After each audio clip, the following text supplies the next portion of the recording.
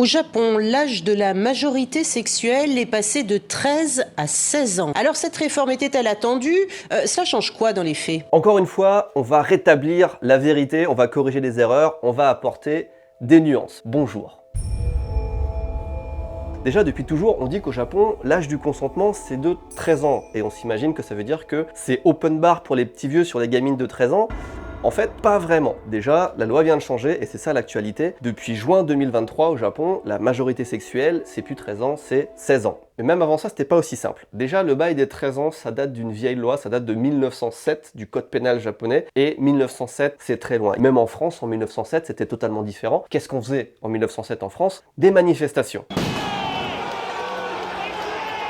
Rien à voir avec la France actuelle, vous en conviendrez. Donc depuis 1907, disais-je, beaucoup de choses ont changé et notamment beaucoup de lois ont été adoptées depuis, notamment une loi sur la protection de l'enfance et surtout plein de lois régionales qui viennent, dans chaque région du Japon, relever l'âge du consentement en général à 16 ou 18 ans. Il n'y a pas une loi qui dit l'âge du consentement c'est 13 ans, point. Il y a plein d'autres trucs qui viennent nuancer ça. Et maintenant le Japon est un pays qui est même encore plus conservateur que la plupart des pays d'Europe où il y a encore des endroits où c'est 14, 15 ans. Dans sa constitution pacifiste, écrite en 1946 par les Américains et inchangée depuis, le Japon a renoncé pour toujours au droit de posséder une armée. Officiellement, ces hommes ne sont donc pas des militaires, mais des membres des forces d'autodéfense nippones. L'armée japonaise, ça fait aussi partie de l'actualité parce que depuis quelques mois, depuis fin 2022 je crois, le gouvernement japonais a décidé de doubler son budget militaire pendant 5 ans. Le doubler, c'est absolument énorme. Et alors, on sait que le Japon n'a pas d'armée, il a une force d'autodéfense. Mais est-ce que appeler ça une force, ça n'en fait pas une armée pour autant? Je veux dire, c'est le nom qui change, mais ils ont des tanks, ils ont des missiles, ils ont des sous-marins, ils ont une des marines les plus fortes du monde. C'est une armée, et c'est une des armées qui plus est parmi les plus puissantes du monde. Il y a un classement chaque année des armées, tu vois, t'as la plus badass tout en haut avec les États-Unis, la Russie, la Chine, etc. Et puis t'as en bas, je sais pas, le Bhoutan, les trucs comme ça, où il y a quasiment pas d'armée. Ils ont quand même 2 hélicos. Le Japon en 2023, il est 8e, juste devant la France, qui est la plus grande armée d'Europe. Donc c'est quand même une sacrée armée. Mais c'est pas une armée, c'est pas une vraie armée, c'est une force d'autodéfense. Et bien ça aussi, ça change parce que depuis quelques mois, le Japon a décidé d'adapter son armée pour en faire une force de contre-attaque.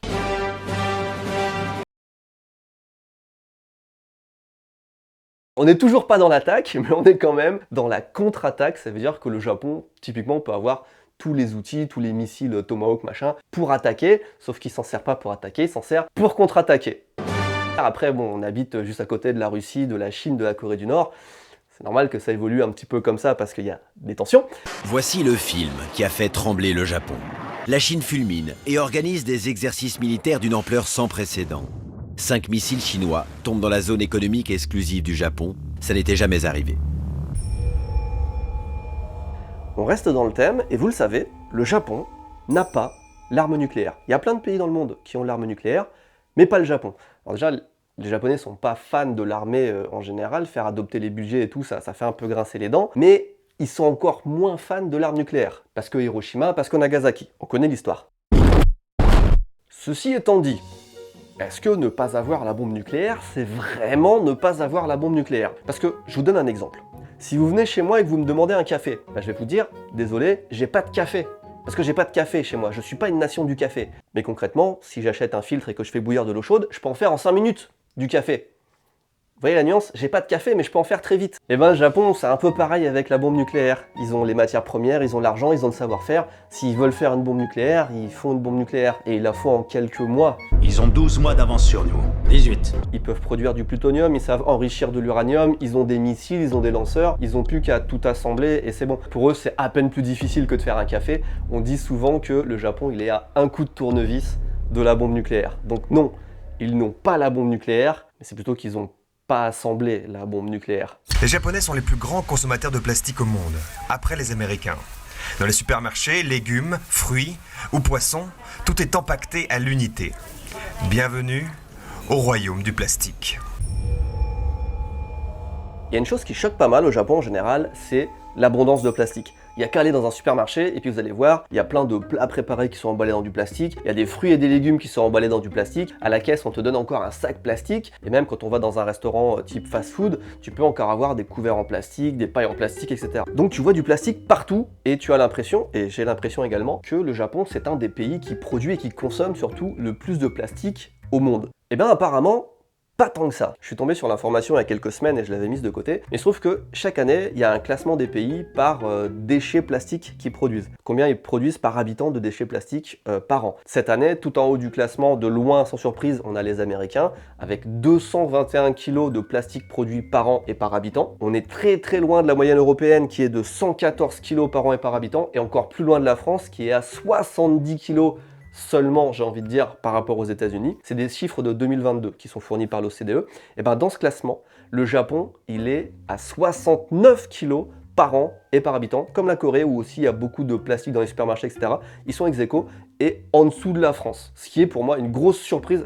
Honnêtement, je le pensais top 5, voire top 3 des pays qui produisent, qui jettent le plus de plastique.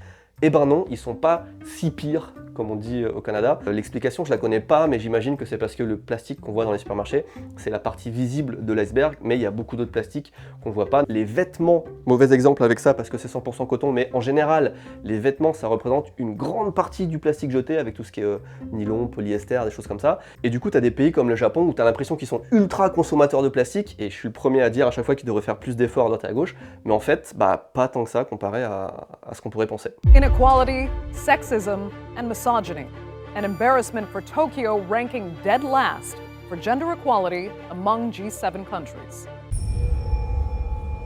Chaque année, il y a un classement des pays, il y a des classements de tout le temps chaque année, mais là en l'occurrence, il y a un classement chaque année des pays en fonction de l'égalité homme-femme. Et le Japon est tout le temps relativement bas, très bas dans le classement, on va pas se le cacher. L'année dernière, ils étaient 116e, ce qui est vraiment bas. Et cette année, peut-être que vous avez vu passer l'info, ils sont passés de 116 à 125. Et attention, 125 sur 146, donc excessivement bas dans le classement. Et c'est ça qui donne des fois des railleries sur Twitter, notamment quand on voit que le Japon, c'est le seul pays du G7 à envoyer un homme à un sommet pour l'égalité homme-femme. Clairement, il y a des efforts à faire, c'est indéniable. Il y a des trucs à changer au Japon. Mais, et j'en suis un petit peu désolé, je suis quand même obligé de me faire en quelque sorte l'avocat du diable là-dessus, parce que quand on voit ces chiffres, on a l'impression, enfin beaucoup de gens ont l'impression que la condition de la femme au Japon est horrible, que genre elles n'ont pas le droit de voter ou qu'elles n'ont pas le droit de conduire, parce que c'est vrai que les pays qui sont en bas de la liste, en général, la condition de la femme, elle est pas ouf. Il y a l'Arabie Saoudite pas loin, par exemple, c'est un pays dans lequel la femme, si elle veut se marier, elle doit avoir l'accord de son père ou son frère. Donc forcément, quand tu es comparé à ce genre de pays, ça donne pas une très bonne image du Japon, alors que la réalité, je pense, hein, c'est mon avis, hein, je dis ça comme ça, mais la réalité est tout autre. Je pense. En fait, le classement qu'on voit chaque année, il se base sur 4 critères et le Japon a de très mauvais résultats sur 2 des critères, le salaire et les opportunités professionnelles et la politique. Est-ce qu'il y a beaucoup de femmes en politique ou pas? Est-ce que les femmes peuvent accéder à des postes de responsabilité ou pas? Et c'est vrai qu'au Japon, assez peu. Comparé à beaucoup de pays, très peu même, et clairement c'est un truc qui devrait être amélioré, mais je sais pas si ça vaut pour autant que le Japon soit tout en bas du classement. Je pense pas que ça le mérite. En fait, l'enquête et le classement, ça se base sur le fait qu'on prend pour acquis que les femmes ont envie de faire carrière ou ont envie d'avoir accès à des postes de responsabilité, et au Japon, bah, beaucoup moins qu'ailleurs en fait. En fait, la priorité des femmes japonaises, souvent c'est pas leur carrière, c'est pas un sacrifice d'arrêter de travailler pour s'occuper de ses enfants, et il y a beaucoup de japonaises qui ont envie d'être à la maison ou de prendre un petit boulot à temps partiel. C'est pas le cas de tout le monde, hein. Ma femme, elle peut pas s'arrêter de travailler par exemple, mais c'est une option qu'elles ont, qui est bien acceptée dans la société et que beaucoup adorent. Oui, l'homme souvent ramène l'argent à la maison, mais c'est la femme qui le gère et qui donne de l'argent de poche à son mari, qui l'autorise à dépenser une certaine somme d'argent par mois par exemple. Donc pour conclure, il faut pas prendre la parité homme-femme comme un indice du bonheur ou de l'épanouissement. Je pense qu'il y a très peu de japonaises qui échangeraient leur place avec une femme dans notre pays, alors que le contraire, je pense qu'il y a beaucoup de femmes qui aimeraient aller au Japon. Bref.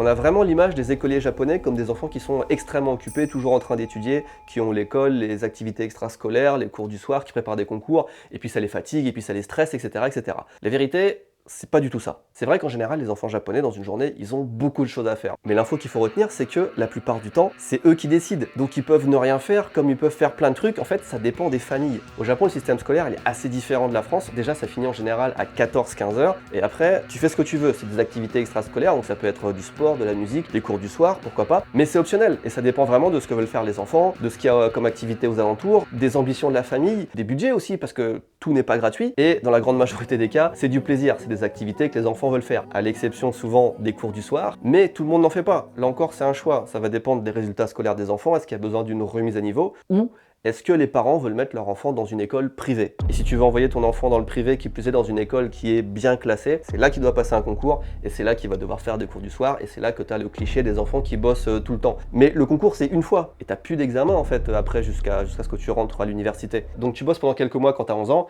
et après, tu es tranquille jusqu'à tes 18 ans. Et encore une fois, c'est pas tout le monde, c'est juste pour ceux qui veulent aller dans le privé, dans des bonnes écoles, etc. et qui ont les moyens de le faire. Les Japonais n'aiment pas les Coréens. Je pense que c'est faux. Alors, c'est indéniable, il y a des tensions politiques entre les deux pays, entre la Corée du Sud et le Japon, mais est-ce que pour autant les Japonais n'aiment pas les Coréens? Je ne pense pas. Déjà, il y a un soft power coréen qui marche à merveille sur le Japon. Les Japonais sont matrixés de plus en plus par la culture coréenne, que ce soit la K-pop, les dramas, les films. À n'importe quel moment, si vous allez sur Netflix Japon, vous êtes sûr que dans le top 10, il y a une ou plusieurs séries coréennes, c'est sûr. En plus de ça, les Japonais, ils adorent la bouffe coréenne, ils adorent voyager en Corée. Quand on regarde le top des pays dans lesquels les Japonais voyagent, il y a tout le temps la Corée dedans, même des fois top 1 en fonction des années. Alors c'est vrai que à la télé, sur internet, dans les médias, on voit régulièrement des manifestations anti-Japon en Corée, et du coup, on a l'impression que Japon-Corée, c'est deux pays qui se détestent viscéralement, qui peuvent pas se blairer. Mais non, c'est pas vraiment ça la situation entre les deux pays. On voit des manifestations, c'est souvent des mouvements politiques qui sont à l'origine, c'est de la récupération en fait, basée sur de vieilles rancœurs ou un petit truc qui a été dit dans les médias, etc. Mais dans un sens comme dans l'autre, il y a des millions de Coréens qui voyagent dans les deux pays. Autant les Coréens kiffent les mangas que les Japonais kiffent la culture coréenne. S'il n'y avait pas tous ces petits moments de tension qui étaient initiés par les hommes politiques de temps en temps, ça se passerait excessivement bien entre les deux pays. Et là, ça fait des mois et des mois que ça se passe vraiment de mieux en mieux et on a l'impression vraiment depuis quelques mois que les deux pays veulent aller dans la même direction, main dans la main. J'imagine que déjà c'est parce que les ennemis de tes ennemis sont tes amis. Non, comment on dit? Les ennemis de tes ennemis. Les amis. Prenez un chewing-gum, Émile. La Corée du Sud est encore plus proche de la Chine, de la Russie et de la Corée du Nord. Et pareil, il y a des tensions, donc autant se rapprocher un petit peu. Le Japon se sent très menacé par la Chine. Et la Corée du Sud est dans la même position. Face au conflit américano-chinois et la montée en puissance de la Chine, le Japon et la Corée du Sud partagent un intérêt commun. Et aussi, l'année dernière, l'ancien Premier ministre japonais Shinzo Abe a été assassiné. Et c'est quelqu'un qui était vraiment pas aimé du tout en Corée du Sud. Et le fait qu'il soit plus là, je pense que ça permet de remettre de nouvelles bases et d'avoir des relations un petit peu plus apaisées entre les deux pays. Signe de réchauffement, mi-mars, le président sud-coréen était invité pour la première fois en 12 ans à Tokyo. Les politiques japonais disent à propos de leur relation avec la Corée qu'ils sont au printemps d'une relation dont l'hiver a duré trop longtemps. Est-ce que c'est pas beau? Est-ce que c'est pas prometteur? Les petites fleurs et tout qui... Situé à 12 heures de vol de la France, à l'autre bout du globe, l'archipel du Japon et sa capitale, Tokyo. Un univers de science-fiction. J'ai rencontré une famille il n'y a pas très longtemps à Tokyo, c'est une famille qui venait de faire le tour du monde et leur dernière destination, c'était le Japon, c'était Tokyo. Et ils m'ont dit, à ma grande surprise, qu'ils avaient été déçus en arrivant parce qu'ils pensaient que le pays était plus dans le futur. Je vais vous lire une description typique de Tokyo telle qu'on peut lire sur internet, j'en ai une là. Plongé dans un monde futuriste en découvrant la ville la plus peuplée du monde, célèbre pour ses gratte-ciels illuminés. C'est vrai que les villes japonaises en général, et surtout Tokyo c'est une ville très moderne. C'est une ville très moderne mais ça dépend à quoi tu compares aussi. Et quand tu as fait le tour du monde, tu te rends compte qu'il y a d'autres villes du monde qui sont beaucoup plus, peut-être pas beaucoup plus modernes, mais beaucoup plus dans le futur que Tokyo. Du moins en termes d'architecture, d'effets waouh. Dubaï, Singapour, la plupart des villes chinoises, j'imagine qu'il y a plein d'endroits comme ça qui t'en mettent plus dans la vue que Tokyo. Les Japonais en fait, ils sont très bons pour améliorer ce qu'ils ont déjà. Donc c'est vrai que tout est un peu à la pointe de la technologie et ça marche bien, mais deux choses. Déjà, c'est pas le Japon le pays de l'extravagance. Ils vont pas te faire des trucs architecturaux de fou, machin. Eux, ils sont dans le pratique. Et en plus, et ça c'est malheureux, mais le Japon c'est plus vraiment le pays de l'innovation. Si tu veux des immeubles qui changent de couleur et des machins comme ça, faut plutôt aller à Las Las Vegas ou à Dubaï ou dans des bails comme ça. Attention, je pense quand même que Tokyo, ça reste une sacrée claque pour la plupart des visiteurs qui viennent la première fois, mais bah, ça dépend de ce que tu as fait avant. Si tu as fait Shenzhen par exemple, avec ses shows laser et ses machins, tu arrives à Tokyo, tu peux te dire, c'est pas si futur que ça. Les jeux d'argent, effectivement, sont interdits. Depuis 1907 encore, c'est la même loi, c'est les mêmes bails, et depuis 1907, il s'est aussi passé plein de trucs. Les jeux d'argent sont donc interdits, mais sont autorisés, tout ce qui est loto, jeux à gratter, les merdes comme ça, non seulement c'est autorisé, mais en plus c'est le gouvernement qui met ça en place. 2, les paris sportifs, notamment sur les courses de chevaux, les courses de bateaux et les courses de vélo.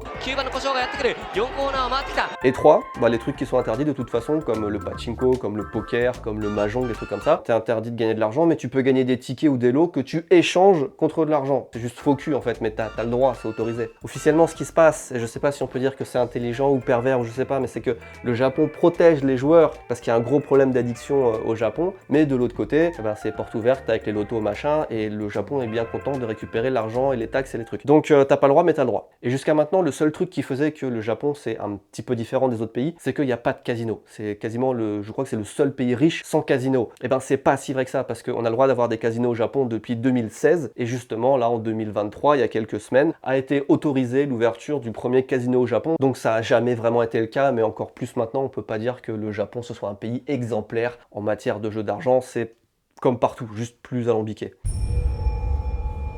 On va finir par abattre un gros cliché.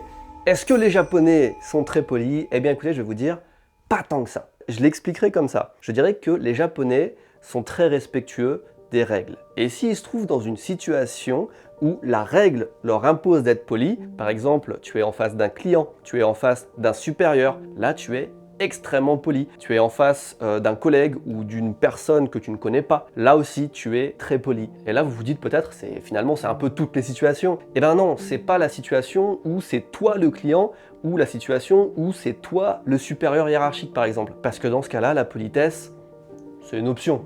On va le dire comme ça. Par exemple, un client qui arrive dans un combini, scène extrêmement classique, pour acheter des cigarettes. Il va pas dire à la personne « Bonjour madame, est-ce que je pourrais avoir un paquet de Marlboro goût cancer, s'il vous plaît? Je vous remercie, passez une bonne fin de soirée, à très bientôt. » Non, la personne, elle va arriver devant la caisse et elle va dire « Nijo Goban », qui veut dire numéro 25. En général, les cigarettes, elles sont classées par numéro, et c'est tout. Tu dis numéro 25 en pointant du doigt comme ça, un pour un paquet, et t'as pas besoin de dire bonjour, merci, au revoir, à bientôt, etc. T'as pas besoin. T'es dans une situation où la règle t'impose pas d'être poli. Et c'est pas pour autant que t'es un connard, c'est juste que c'est la règle au Japon. Tu peux très bien dire numéro 25. Et d'ailleurs, ça choque parfois les gens, mais même dans un contexte poli, on dit pas trop bonjour au Japon. Et au-delà de ça, parce que ce serait trop facile qu'il y ait que de l'absence de politesse dans certains cas, il y a les cas de figure où le supérieur parle vraiment comme de la merde à ses subordonnés, et ça peut donner lieu à des situations très cocasses, on va appeler ça comme ça, où par exemple tu te retrouves chez le dentiste ou chez le médecin, tu es client,